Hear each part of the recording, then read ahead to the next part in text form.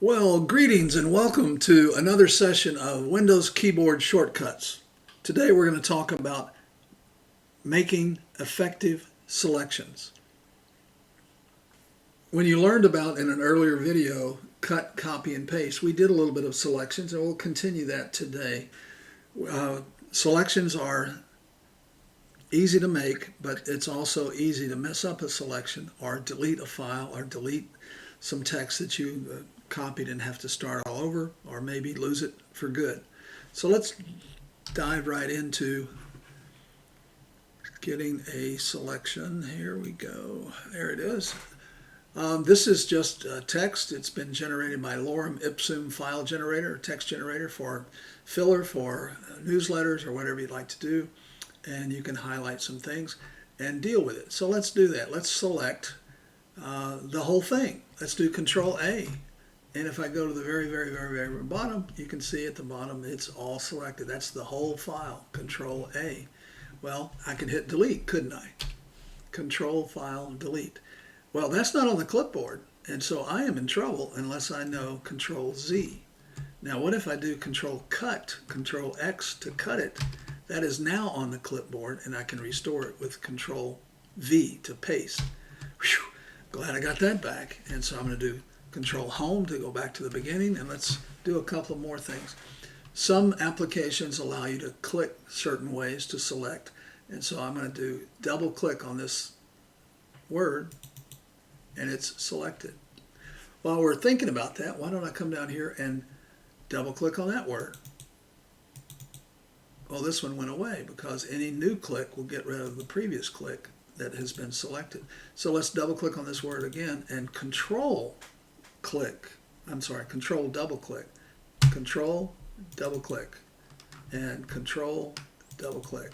Now those three words are there. Let's get it one more, control double click. I don't know why you would need that, but what if you wanted them all bold? You could do Control B, or you could come up here and make all of the selections bold. And that's fairly straightforward, but a lot of people don't do that. So I could add to that. I could do Control double click, and it will add that one again, but watch what happens when I do bold. It didn't change any of the other things, but it's there. Now what if all of these are selected and I didn't want them to be bold? I could do some strange things, but I'll just do bold again here and unbold. And so you can italicize and unitalicize. It's a toggle switch. You can underline and not underline. And so it's very powerful for you to be able to do some of that. And why do that one and then that one, and select them all and then undo them or do them, whatever you'd like to do. Okay, let's select a whole paragraph by triple clicking inside a paragraph. 1, 2, 3. Well, I didn't do it. 1, 2, 3. I'm not very good at this sometimes, but I've triple clicked the whole paragraph. And what if I wanted the extra space down here between the paragraphs? I'll shift click and it added. I can come over here and shift click and it adds. What if I come over here and shift click? So shift click will take whatever has been previously selected and add contiguously to it. So that, what if I didn't want to do that? What if I come way down here and do a shift click? It will do everything in between. So shift click, let's start all over. If I start here and click and come down here and shift click, it selects everything. Or if I triple click the paragraph and come down here and shift click, it'll do everything between. So shift click or shift in anything when you're selecting will do contiguously all the way from the beginning to the end, and you can continue to add. Say I need to add some. Well, if I wanted to add something, I'm going to hold, before I start, I'm going to hold the control key down and select this. And what if I just come down here to the end of that? Uh-oh, you think I lost that? No, I didn't, because control key that I was holding down, the control key, not the shift key, will allow discontinuous. So I will hold this down, control, and select more. And you can see the power in that. Now, what if I wanted to make a very short article? I would probably do. I'm going to Control X. I'm going to cut it, and everything I've selected has gone away, including a paragraph I didn't get the space for. So I'll take that space, and look at that. I've got 2 pages now. Sometimes there's a lot of space between the pages, and so I will come down here to the very end, Control End. You can see there's spaces down at the bottom that were left from taking those paragraphs out. So I'm going to backspace, and there it is. So I have 2 pages instead of 3 now, and that might look fairly good. I've got a little extra here, but that'll work. I could make this better by backspacing, and I guess it won't work. Now, Windows has a way of saying I'm never going to leave one line alone, either up at at the bottom of the previous page, or one line paragraph up here. So it took the last line that didn't fit, plus a line that would have fit, but it would have been left as a widow, they call it, and an orphan is down here if it's first. So widows and orphans are taken care of by some applications like Word, and that's exactly what Word did in that instance. Well, let's change our operation here. I'm going to do Windows D, and that'll take everything off the screen, and then I'm going to do, well, there it is again, so Windows D. Okay, I thought I had it up, but I'll have to call it up.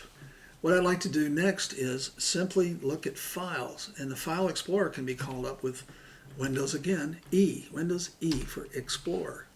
And I'm going to do Windows right arrow, and once again I'm going to do Windows E and Windows left arrow. So I've got 2 areas here that snapped to since I did right, to the right half of the screen, and this one snapped to the left half of the screen. And I do this a lot because it's easy to copy and paste when you see it visually up on the screen. So I'm going to come over here and try to find my favorites. So I'm going to double click in there and go to maybe Users and Computer Works, and that favorites is not what I want to do. I want to go to my music, where I've been looking at my music, and my faves, there we go. And so my faves is ready to receive. I'm going to come over here now and double click, and I'm going to go to Documents, my documents. I could come over here, I guess. Yeah, I'll probably do that. That's a fast way. My documents, and inside my documents I have a friend, Jim, and Jim gave me some music to organize for him, and so his music files are up here. And he particularly wanted John Denver. So I'm going to double click on John Denver and his Higher Ground album. And part of his Higher Ground album is here, but not all of it. I think it had 14 cuts, and the first cut's missing. And that's because he didn't like them, or for some reason didn't want them. So what if, by the way, let's take a look or a listen to Never a Doubt. If you want some pure sounding music, there was never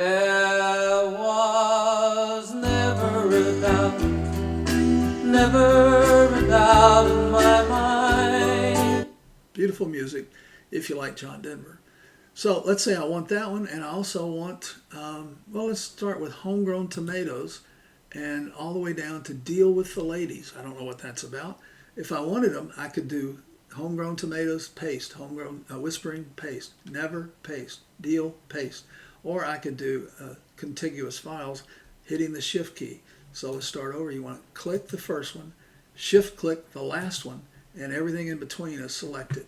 So now I can drag this over. But if I drag it over, it says move. That means moving from the one folder to the other folder. And that's useful, but that's not what you want to do. So I'm going to not do that, and I'm going to do Control C to copy, and then come over here and click Control V.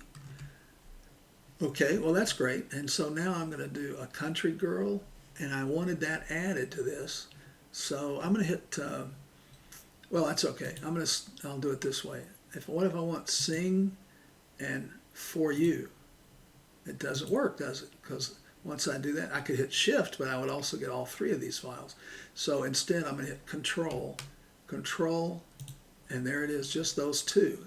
And if I were to copy and paste, they would be added, or if I were to drag. And so now let's drag, And be very careful, because if you were to let go here, it would be deposited there and somewhere, wherever that is. So let's come over here, and it says once again move, but if you hit control, it will no longer want to move. It will make a copy.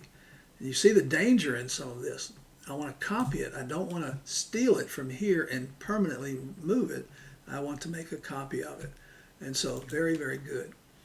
And so I left out a few of these files, but let's pretend that I didn't want all of those files. Now, Control Z will undo what you just did, and that's very, very good. So I'm going to hit Control Z, and it took them away. Control Z, and it took them away. But they're still here. It just undid the copy part that I did, and that's fairly neat. What if I wanted them all? I could click here and shift click the bottom, or I could do Control A and then Control C, and then over here Control V, and I've copied all of them. Well, I hope this helps, and anytime you want to cut, copy, and paste and drag and select, come back to these videos and it'll help you, I believe. Take care, and we'll see you next time.